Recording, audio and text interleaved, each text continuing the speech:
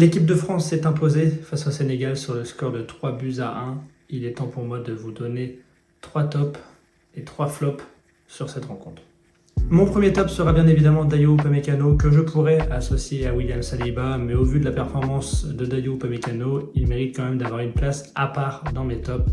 Voilà, il était là partout. Physiquement, il a bousculé les Sénégalais. Dans la profondeur, il était là. Saliba l'a très bien fait. Ils étaient très complémentaires tous les deux. Mais quand même, la performance de Dayot Upamecano, il faut la saluer parce qu'à la 90e, il va encore gratter un ballon dans les pieds d'un Sénégalais pour lancer une contre-attaque. Malheureusement, ils perdront le ballon. Mais voilà, la performance d'Upamecano aujourd'hui me rappelle un petit peu un Raphaël Varane en 2018. À voir bien évidemment si la forme continue durant tout le long de la compétition. Mon deuxième top, ça sera Olysée. Voilà, le seul attaquant français pendant les 45 premières minutes avec Désiré Doué, je dirais, qui s'est un petit peu montré, qui s'est mis en avant, qui s'est, on va dire, chauffé en première mi-temps. Voilà, on ne l'a pas beaucoup vu en première, mais en deuxième mi-temps, son jeu s'est décanté, il s'est réveillé, la France a marqué.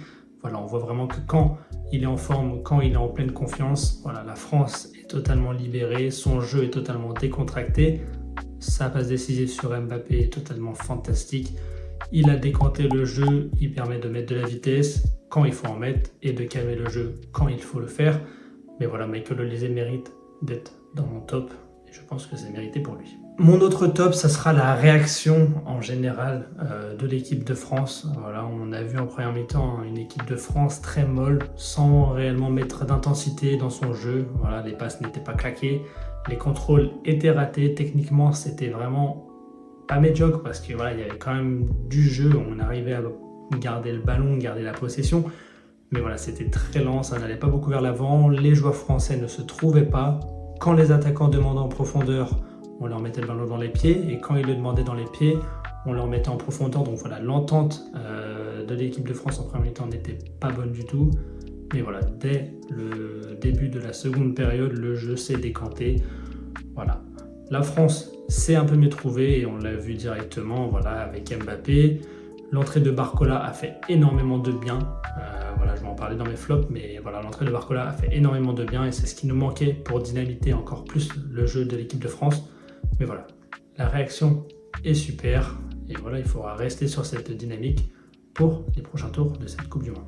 J'ai commencé à entamer les flops dans mes tops, mais voilà, pour moi, l'un des plus gros flops de l'équipe de France aujourd'hui, c'est Ousmane Dembélé. Dembélé qui a été l'attaquant français qu'on a le moins vu, qu'on a le moins touché, qui a été le moins percutant. Voilà, on sait que Dembélé est capable de faire des grosses périodes de match, des grosses saisons, des grosses rencontres avec le PSG, mais malheureusement avec l'équipe de France, il est toujours bloqué. On a l'impression qu'il est comme bridé, caché derrière un leadership qu'il n'a pas forcément en équipe de France, mais qu'il a au PSG. Voilà, on n'a pas réussi à le trouver. Son remplacement avec Barcola, malheureusement, lui a pas fait gagner des points parce que dès que Barcola est rentré, il a marqué. Voilà, il faudrait vraiment que Dembélé arrive à se mettre en position de force en équipe de France comme il arrive à le faire, comme il arrive à le faire avec le Paris Saint-Germain, excusez-moi. Mais voilà, pour moi, Dembélé est malheureusement un flop de cette rencontre contre le Sénégal. Un autre flop pour moi, et c'est encore un joueur de l'équipe de France, malheureusement, ça sera Théo Hernandez. Théo Hernandez qu'on n'a pas beaucoup vu défensivement, je l'ai trouvé vraiment très faible. On savait que le Sénégal allait être très percutant. Théo Hernandez qui joue dans un championnat saoudien perd un petit peu de force et de physique comme il avait potentiellement à l'AC Milan. Sincèrement, pour moi, j'aurais préféré mettre un Lucas Digne en défense qui a, lui, le rythme de la Première Ligue et qui aurait été peut-être plus au rendez-vous physiquement. On a même bien vu à la fin sur le but de Ibrahim Mbaye, il est parti dormir. Voilà, bon, Mbaye a fait un dribble majestueux, mais je pense sincèrement que Lucas Digne aurait potentiellement été meilleur sur cette rencontre. Après, on a gagné, c'est le principal. Mon troisième et dernier flop, ce sera l'arbitre de cette rencontre, Alireza Fagani. Voilà, donc l'arbitre qui nous avait déjà arbitré en 2022. Je l'ai trouvé vraiment un peu trop laxiste, on va pas se le cacher. Sur la faute d'Ismaïla Sarr en première mi-temps, il doit revenir à la faute. Il y a beaucoup de phases de jeu où il sifflait pas, il laissait jouer, alors que sincèrement, le jeu méritait quand même d'être revenu à la faute.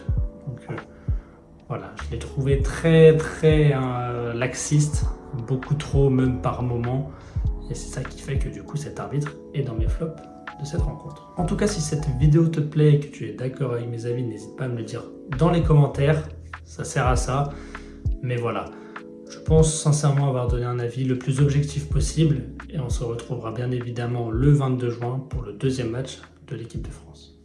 Ciao, ciao.